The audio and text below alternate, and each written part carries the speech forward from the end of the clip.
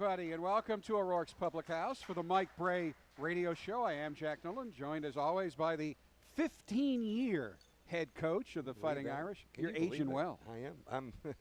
We've won enough. That's why. Well, and you're winning again. But before we talk about that, that's important. But the most important thing this week and every year, and I like to emphasize to folks, basketball is a two-semester sport. So there's no coasting academically for your guys, because if they mess up, they're not playing. So exams have pretty much, I think they've wrapped up for your players. Maybe there's one tonight. You'll get on the bus tomorrow. How the reports you're getting now, how do you think it went for your guys? Well, we've got some guys in an exam tonight, and we've got some guys in an exam tomorrow morning. So by the time we get on that bus at 1 o'clock, I think there'll be a lot of free minds, and they'll all be sleeping on the way down to Indianapolis. We're going to practice down there tomorrow night. Austin Burgett's with us tonight because he has finished exams, but from talking to our guys in practice, they feel like it's going well. And you're right, Jack, the one thing about our place, that we're a two-semester sport and that we have semester-to-semester eligibility. I'm more nervous this week than I was before the Florida State or Michigan State game. And not because our guys aren't doing well, but it's just – it's hard. Last time I checked, this school's kind of hard. Yeah, hard. It's just tough school. And but our guys have been attention to detail. They've been handling things well this week.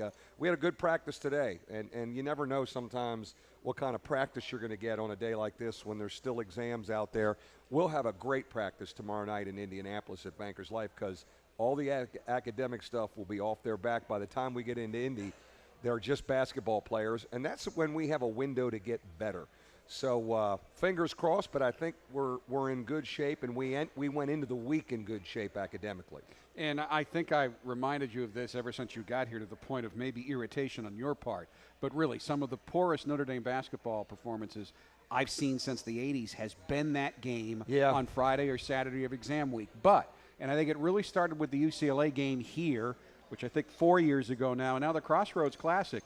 You have played really well on that first day. Have you done anything differently? What have you done to get the basically, not the cobwebs, but the final exam haze to fade away quickly enough to play well against quality competition? You know what I think helps us? That we're not playing here, that we're playing in Indianapolis. There's a great crowd. It's almost like an NCAA tournament atmosphere. The 4 big schools in the state are down there. The fans there's a buzz about it. You're playing a quality opponent. It's a nationally televised game. I think that gets your guys more ready to play than if you were to play somebody here that maybe was a mid-major. And you know, so again, we've won 2 in a row down there. We lost to Indiana the first year. We've beaten Purdue and Indiana the last 2 years. And you know what's great about down there? Our crowd has started to come out. My biggest worry when we signed up for this, would our fans come out in Indianapolis? Because historically in the old Big Four, we didn't represent real well. But they've been good. That Indianapolis Alumni Club have hustled up the tickets. And again, I think because we've got a fun team and we're in the midst, I think, of a good year, we'll have a good crowd down there. Purdue will definitely have people. There's no question about it. You know, that's good news because I speak to them before the game, and the fact they're still coming, that's good news. Yeah, that is a good thing. Oh, God, we have to hear Nolan again. No, it really, and it's a good atmosphere, and you had done very well down there. But let's get to where you are now. 10-1. You're not off the radar anymore. You're ranked 21st in the country. But you've played really, really well to the point where I know the fan base is excited. They were concerned after last year, and you had to really pay attention to understand what happened last year. I mean, you played solid all the way through that final game with North Carolina. Kind of ran out of gas, and Wake Forest was playing for their coach. They couldn't do anything to change it. But, I mean, throughout all the adversity, you played well. You didn't win as many games as you wanted to. Didn't make the tournament for the first time since you've been here, any tournament. But now I think people have watched how you played. And the fact that you've played so well, and UMass and Providence quality competition as well. But Michigan State played so well, and Florida State. And granted, they lost their leading scorer. But to play that well at home against those 3 big guys, and to have your big guy play so well, I think has excited a lot of people. Yeah, I think there's a nice buzz about us just being around town the last couple of weeks, and rightfully so. I mean, it's a fun group to watch. You know, we've improved defensively, which is where we really had to address that issue. And you've heard me talk about Demetrius Jackson and how his ball pressure helps us. But we are really good offensively. And I thought we could get back into that gear that we've seen here offensively for a lot of my years. But we pass it, we cut, we move, we know how to play. And that starting group, they've played a lot together now. When you add in Italy and the practices, and the 4 games in Italy, we've played a lot together, and we've got a nice rhythm to us, and you know we're confident, but yet I think we know we can get better, and this is a great challenge for us down there. You know, this is a little bit of a road game atmosphere, similar to when we played Providence in a so-called neutral site. Well, that was a home game for Providence. Yeah. I mean, I was there. There's no question. That lower bowl was all Providence, basically. Can we win in this atmosphere tomorrow on a neutral site that really leans more toward Purdue on Saturday? Can we get one of those? You know, this group has taken us into new territory almost weekly, but I'm really pleased with where we're at. Our older guys have set a great tone leading us. Our younger guys are growing up and getting better. B.J. Beecham practiced today for a half a practice. I'm not sure if he's going to be fully available Saturday, but he will be available Monday, and that's encouraging to have him back because he was playing really well for us when he went down. You also lead the nation in field goal percentage shooting. You're, again, very productive from 3. You didn't get the three-point production last year that you normally do as a team, and it's basically the same guys who are now knocking down the shots. Did you expect this team to shoot as well as it has been shooting from the perimeter this year? I thought we'd shoot it well again. There's no question. I thought we could really spread people out. You know, the one thing about Jaron Grant, man, he just really is involved with everything we do offensively. He finds people. One of the things I found after the second game in Italy, I said, God, we're shooting it better than I thought. Why is that? It's because Jaron Grant's back, and when he breaks down a defense, he finds shooters, and when he finds them, they're really good shots. They're really open shots. We didn't get as many really clean looks without him last year. Demetrius now, after playing with Jaron, has learned to get in there and find people and kick it out. And Demetrius himself has become a weapon from the three-point line. So, you know, we do, that group really knows how to play together. Their spacing is good. We spread the floor with Pat as your second big guy. And as you mentioned early, when Zach August is in a rhythm like he was the other night, it's kind of hard to really guard us. You know, Jaron has the skills. He could be your Kobe. Now, you don't want him to play that way, but, I mean, I look, 10-minute mark of the first half normally, Jaron's taken 2, maybe 3 shots.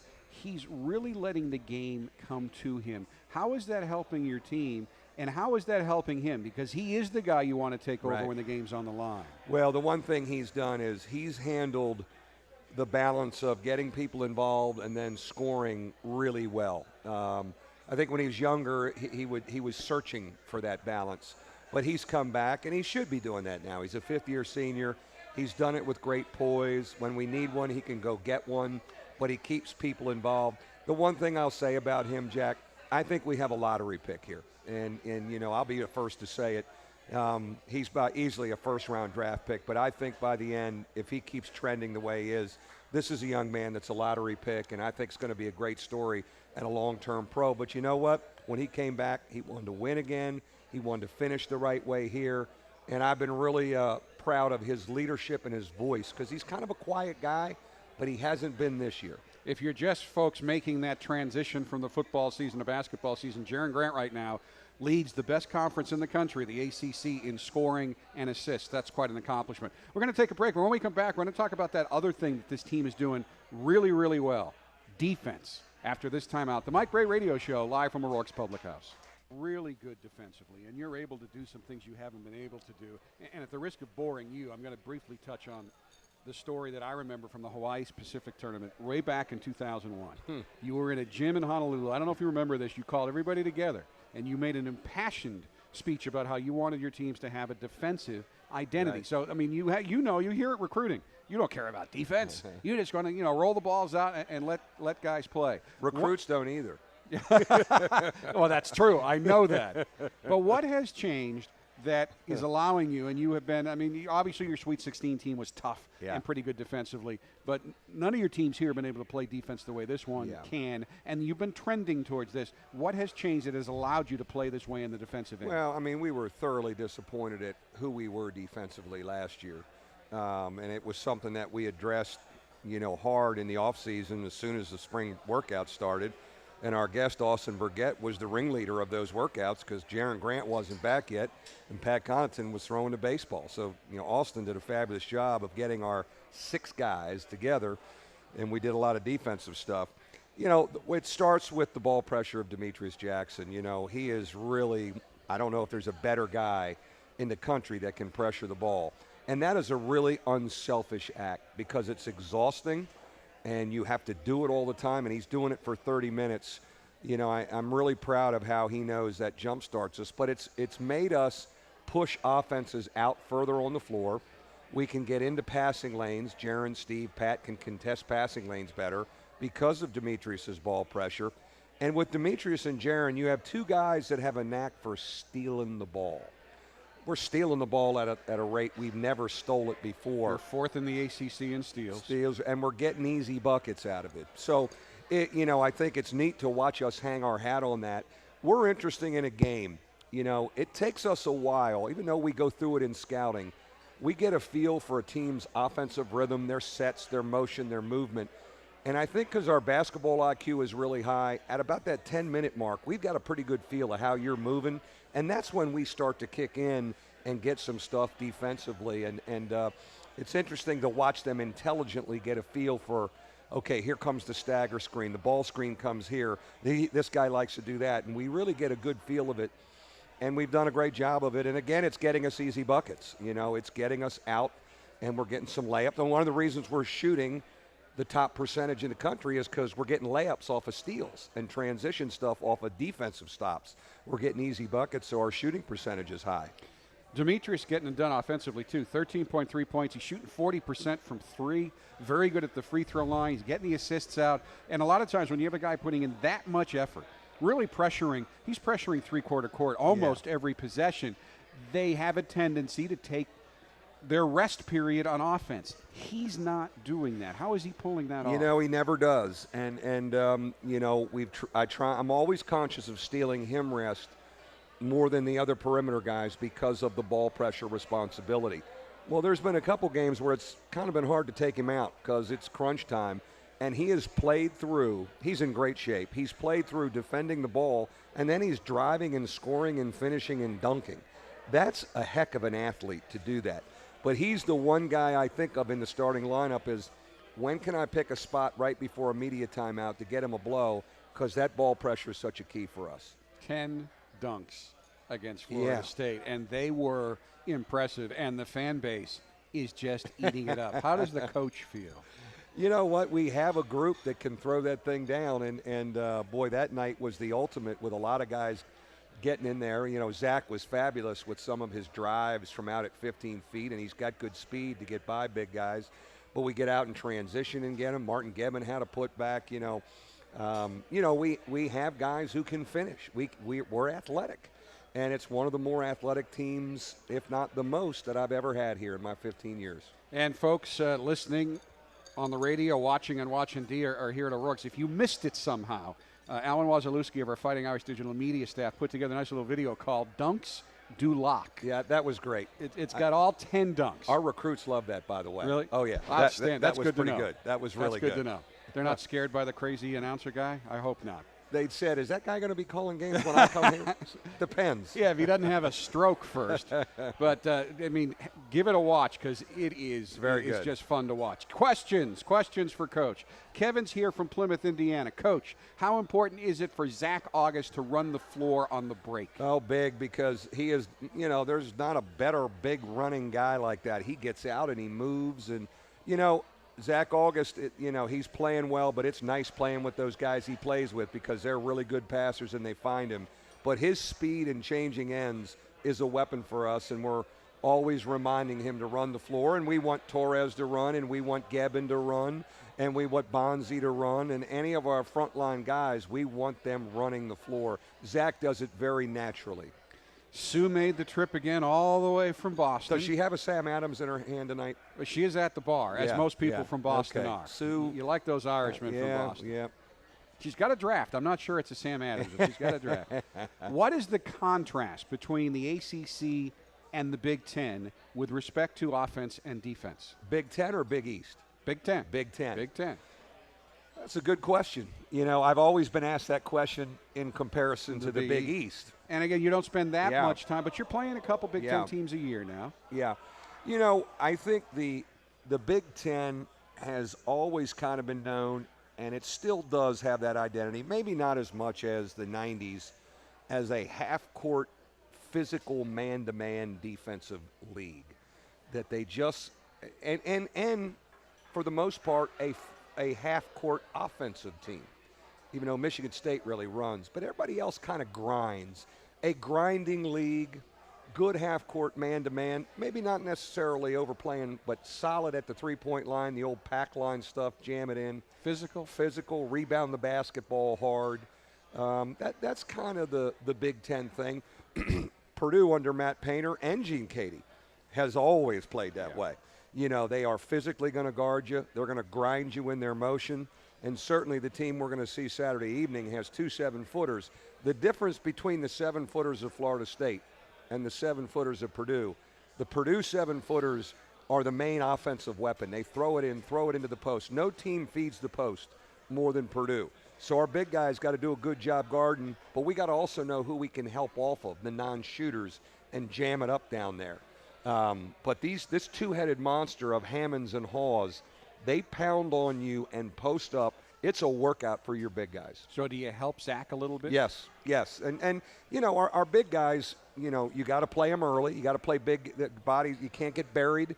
Can you get them off the post a little bit? Can you make them take some stuff from outside the lane? But we also have to know who we can crowd off of. Can't crowd off of Stevens because he really shoots the ball.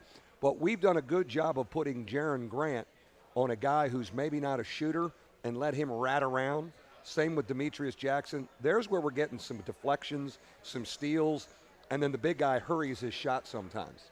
You know, I know we give an attendance award to season ticket holders now who at least make sure their seats are used each game. Gary Rivers, I think, would probably win they definitely win that. Coach's show they attendance win the award. Coach's show They're always here. No question. We get worried if you don't show up, and I don't remember you ever We call not the house. showing up. I called the house one to time. check out. They weren't here. Where's Gary? Yeah, where's his make wife? sure. Well, first of all, great win Saturday, and thank you. I think we agree.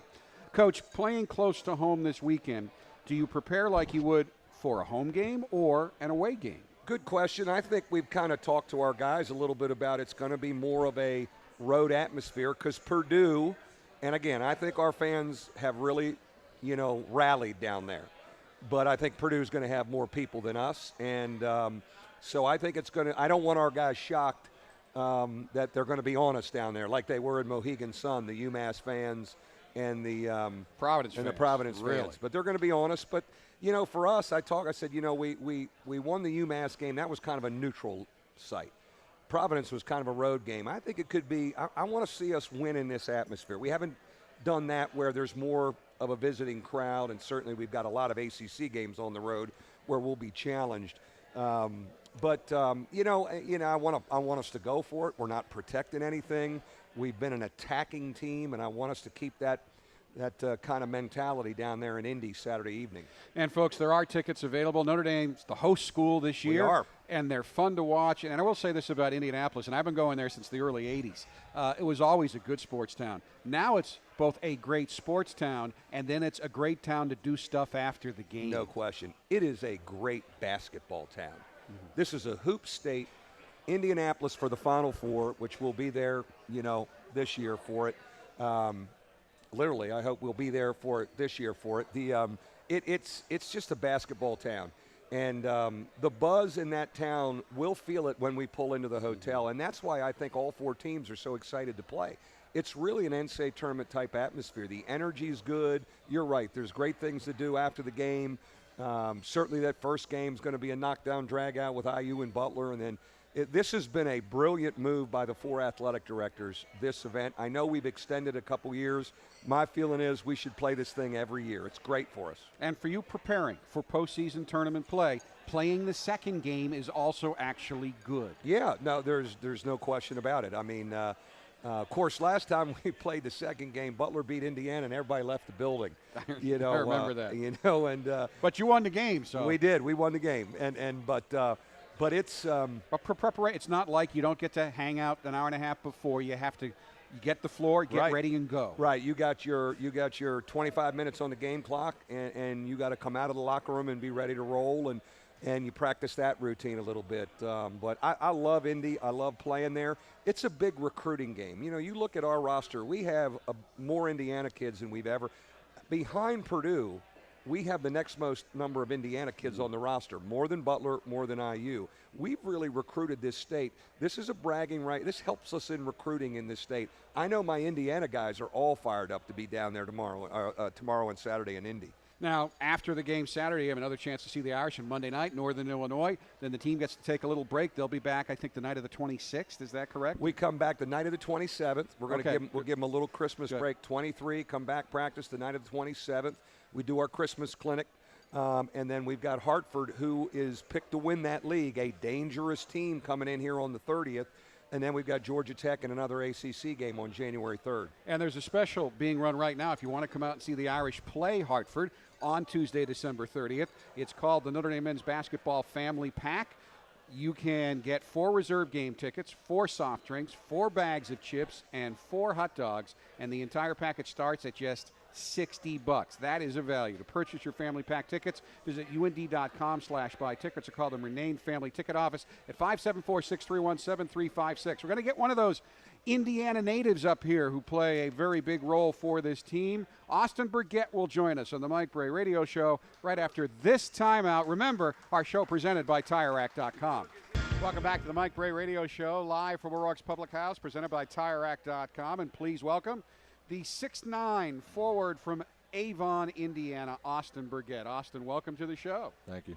You know, I think people kind of forget you were really on a roll early last year. I remember against Florida State.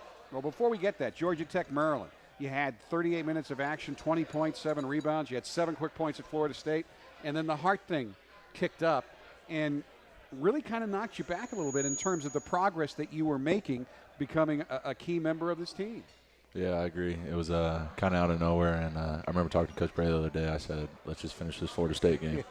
We did, didn't we? We did talk about on shoot around. So let's finish that Florida State game.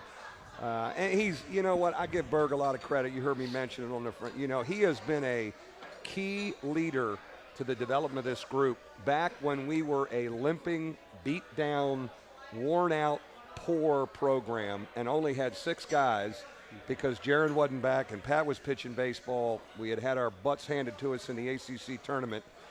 Berg was the ringleader to get everybody together to lift, to play. We could only play 3-on-3. That's all we had. We did 3-on-3 defensive drills every week. And so I really give a lot of credit to this guy. He is a key leader for us. He's kind of a utility guy. He comes in, what do you need me to do? Defend, move the ball, drive it, run the floor. He's just been a key part of the fabric of this group, and he gives us a maturity that has helped our team. And you bring a lot of athleticism to the table as well. You do have a great photo on your Twitter feed with the hashtag White Men Can Jump, a shot of you dunking earlier. And I know you didn't get the opportunity to join in, but it had to be a lot of fun to be on that team for Dunks Do Lock. 10 dunks by your teammate. You've had a number this year. I mean, you guys are playing above the rim on a regular basis. Yeah, I agree. It's a lot of fun. Like you said, last game I didn't even know that's what they called it, Dunks Do Lock, but I guess maybe it can be a new hashtag for our Twitter or something. Well, it could be Dunk Dome, but I know obviously at Notre Dame, people are really picking up the Dunks Do Lock aspect of it. But I mean, I think your signature right now is something no one will ever take away from you, and no one will ever forget it. And Coach knew that right there. He knew that it was going to be a tough first year in the ACC, but you won your first game. You beat Duke, and you were a huge part of that. 5 block shots against Duke, and you. I think he, as much as anyone, really took the Blue Devils out of that game. You know, it's our first ACC win, and, you know, we substituted him and we downshifted and we played small. He was our biggest guy. We switched everything. It really helped us defensively. He was amazingly active. The block he had on Jabari Parker lives in infamy. It's on our intro video. And, you know, the one thing he does is get to the board. He is a great offensive rebounder. He flies from outside the arc and gets us extra possessions. He's easy to play with. You know, you like playing with him. He knows where to move the ball, when to swing it. He understands our offense. And he's a key for us. He's a key. He's part of our leadership and been a key for a long time with us. What do you remember about the Duke game?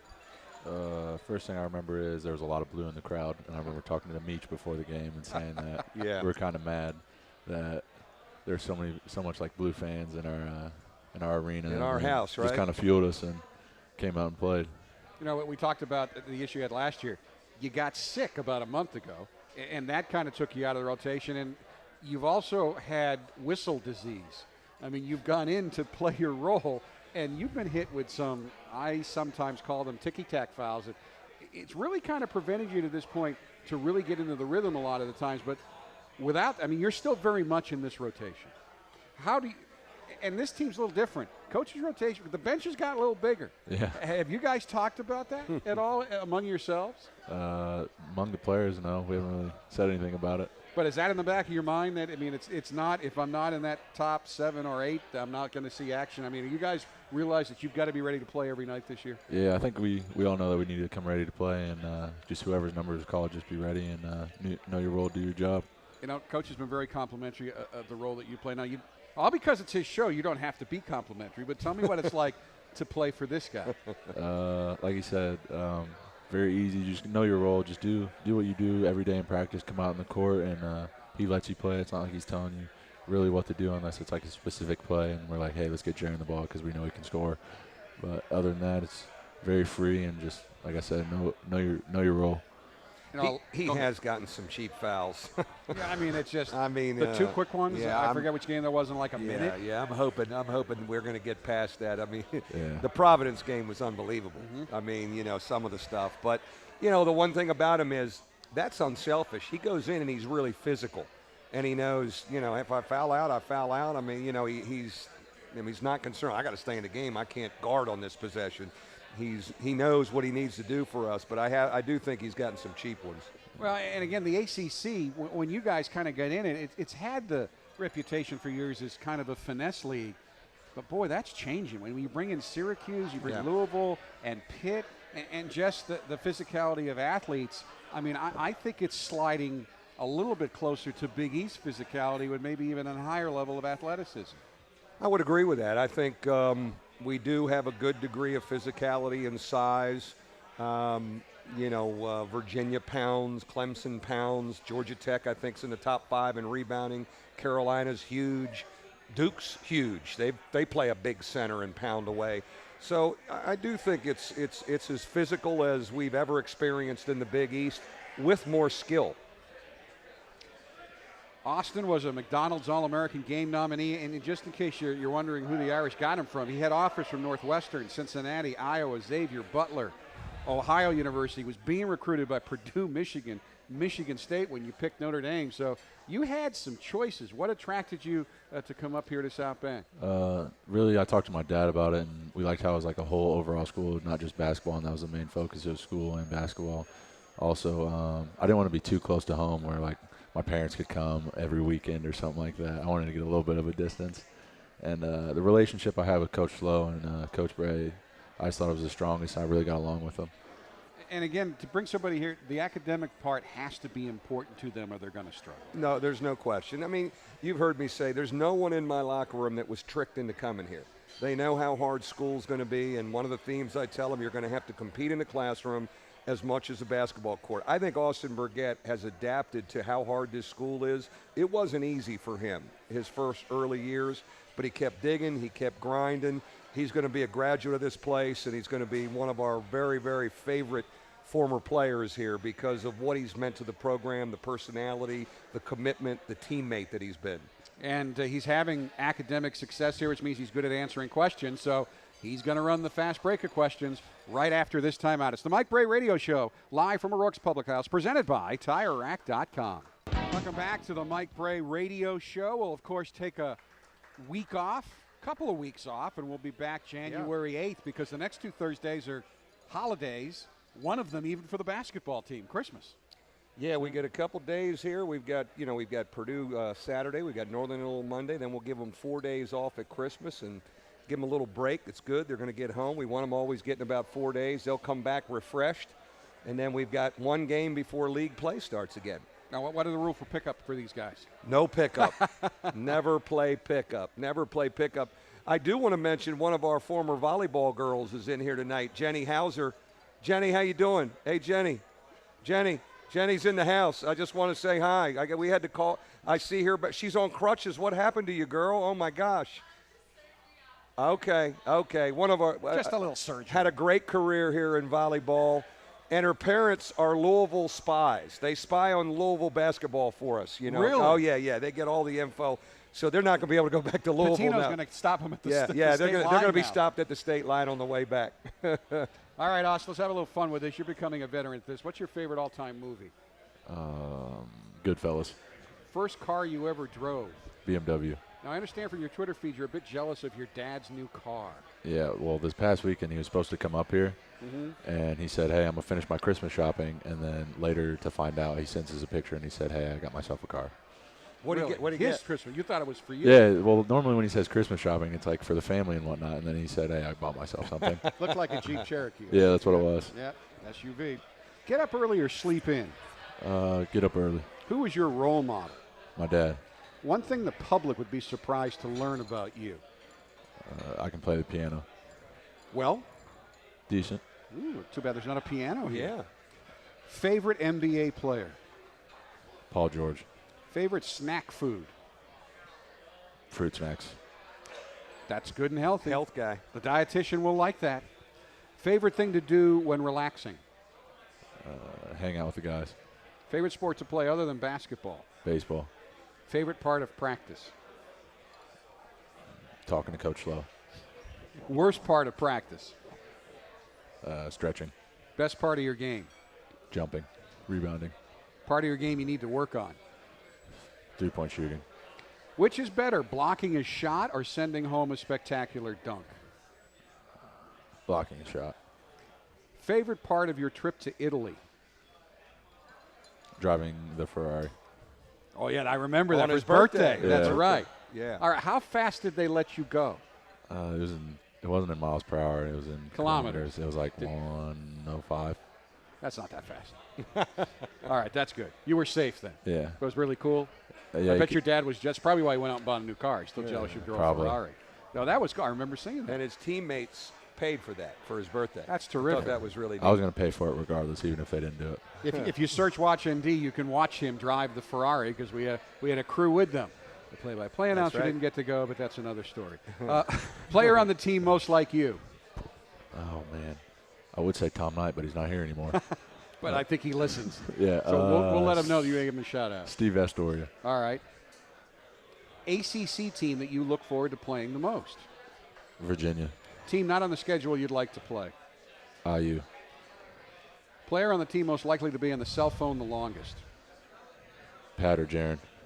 Favorite class you have taken so far at Notre Dame?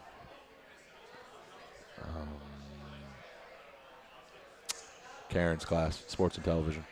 That's a good class. Of course, I'm a speaker in that class. Are you? It can't be that hard. Oh. Just once. Just once. They should bring you in like you have other things. You need diggers in that class, too. Oh, boy. So we probably need you in there just to counteract that. City or place in the world you'd like to visit? Las Vegas. One person you would like to meet? Doesn't have to be I've met everybody I want to meet. That's fine. Floyd Mayweather. Okay. One thing you always hear from Coach Brey in practice. It's time to get some kills, boys. Well, I like that this year. Did that well today. Assistant coach who is most like Coach Brey. Blanas. What do you think? I couldn't agree more. It seems like it's unanimous. I think the ballot box has been stuffed. I think they set this up, but somehow that they think they're tweaking you. I'll have to ask Separated Rod. at Rod will birth. get out here again. Best nickname on the team and who has it? Bonzi, and it's Big Baby. Ooh. In just the best possible way, right? Or no? Yeah. Okay. Because after Big Baby, the NBA player, or just other things? After himself, because Okay. Best player to room with on the road? Matt Farrell, Toughest Notre Dame player to guard? Jaron Grant, Best defender on the team? Steve Astoria, Best leaper on the team? Austin Burgett, Best dunker on the team? Austin Burgett, Okay. Worst dunker on the team? Matt Gregory, Best dresser on the team? Eric Katenda, Worst dresser on the team? Steve Astoria, I think that's the player he's most like, though. Contender. Best singer on the team? Zach August, Worst singer on the team? Steve. Best comedian on the team. Martin Gibbon. Free throw contest, who wins, you or Coach Brey? Me, for sure. Now, there's one other thing. Earlier this year, we asked Matt Gregory who the best player was from Avon, Indiana, and he said, me. I don't know about that. We just wanted to let you know that for the next practice. I'll have to say something to him. All right, Austin, great job. Thanks for coming out Thank tonight. And job, congratulations, you're done with your exams. Thank you. He's done, baby. I remember that feeling. Go eat dinner, feelings. man. Go eat dinner. Yeah, exactly. We're back with more on the Mike Brey Radio Show, live from O'Rourke's Public House, presented by TireRack.com, right after this timeout. Jack Nolan, Mike Brey back with you. It is the Mike Brey Radio Show, second show of 10 shows this year. Again, we'll take the next couple of Thursdays off because it's called the holidays, and then we're right through until March every Thursday night. And always appreciate the effort you put into the show. And at your press conference today, you brought up a pretty interesting topic because you were on the Rules Committee. Was that a 4-year term? 4-year term, yes. You put a lot of work into that. I did. You took it really seriously. They take a lot of your time. It's an important committee. And but I rotated off, and Rick Bird of Belmont is the chair of the committee now. And you stay in close touch. And you mentioned today at your press conference, and I thought it was interesting, you think that college basketball is really close, men's college basketball, to adopting a 30-second shot clock. I do think there's great momentum for that. This is a rules change year in the spring and May when the committee meets, and I think that will be the biggest topic of discussion and debate. And my feeling is I think we'll have a 30-second clock next year. We've experimented with it in our exhibition games this year. The ACC I didn't notice it. No, I really didn't. We practiced with it, didn't notice much of a difference. But I think it would be interesting to get the data of a month of college basketball next year with the 30-second clock and see if the tempo is up, because tempo has been trending down the last 15 years in college basketball. So you think it would be a good thing for the game? I think it would be a good thing. You know, there's some coaches, a lot of them that have the most talent, want a 24-second clock, and that's not happening anytime soon, even though, you know, FIBA and USA, you know, is doing the same thing as the NBA. But I do think the 30-second clock is something we should look at. I mean, you look at it from an offensive standpoint, but also from a defensive standpoint. You know, is it a defensive advantage? Because now you're having to defend them. They get it across half court. You know, you're defending them for 20 seconds instead of 25 maybe. And good defensive teams, you've got to move them around a little bit before you know. So if you only have 20 seconds to move them around as opposed to 25, does it help defenses? But I would be really surprised if we're not playing with a 30-second shot clock next year. You know, I actually think the 24-second clock, I mean, for the NBA it's all right because every team is loaded with among the best players in the world, but I think that would really separate the haves and haves not. There's something about college basketball where if you're well coached and you're veteran, even if you're a little underdog, I think the 24-second clock would really hurt the underdog. No, I agree. I think you still have to, those guys that like to grind, and there's times we grind. You know, if with the 30-second shot clock, I don't know if our burn would have been effective. It was very effective with a 35-second, and we still go to it sometimes at the end of a game. But I think it'll be in, and it'll be interesting to see the data of tempo and shooting percentages and defensive field goal when we have a month of data, like December 5th, a year from now, when we have a month of college basketball, 6 weeks of college basketball to look at. I'll be very interested to see the trends. We'll be back to wrap things up by focusing on the big game coming up Saturday in Indy with Purdue right after this final timeout. The Mike Brey Radio Show live from O'Rourke's Public House. Jack Nolan, Mike Brey, back to wrap up Mike Brey Radio Show number 2. You know, all the social media people want to call this the Bradio Show. I like that. You like that? Yeah, how about that? Maybe next year That's we'll a good one. The Bradio. The Bradio. That's what they say. Hey, here's Jack. The Bradio Show's tonight. Yeah, okay. Well, the Bradio team is going down to take on Purdue. We talked about their big guys, and we've talked about their great shooters. They've got 4 guys who can shoot the 3, but as I watch them, they haven't scored it as well as maybe they would like to. But to me, and you're far more educated in this than I am, but to me, they look dangerous in that they look like they have the potential to shoot it really, really well. And if they were to do that, they're going to be hard to beat. They have the ability to go off outside the arc. They really do. They're playing with nothing to lose. I think Matt Painter's done a great job with this group. They're really playing well. They were very good in Maui, and that gave them confidence. We talked about the 2 big guys and throwing it to the post, but if you help too much, they've got guys who can make 3-point shots. And so we really have to be aware of shooters, and we have to be aware of also helping in the post. It's a lot to be responsible for when you guard them. And they've also beaten Missouri, BYU, Yeah. and a pretty good NC State team. I think that BYU and that NC State win, those are great wins for them. And I think Matt has a group that's kind of playing his style. You know, they're digging India man-to-man wise, even though this year they're playing more zone with these big guys. Out of bounds under, side out of bounds. I wonder if we would see more zone, you know, than maybe than normal. But they're a team that has a great energy and vibe about them, and I just think they're going to get better and better because they're playing a lot of young guys. But the young guys right now are extremely confident, and I think that's a real tribute to Matt Painter. It is going to be a great afternoon and evening of basketball. Indiana and Butler in Game 1. Notre Dame and Purdue, 5:15 approximately on Saturday evening. You can listen to it right here on WSBT. Coach, thank you very much, folks. All right, Thanks Jack. for coming out, watching, and All right. listening. We'll be back in Merry a couple Christmas. of weeks, Merry January 8th. Christmas. Until then, good night and go Irish. The Mike Brey Radio Show, live from O'Rourke's Public House.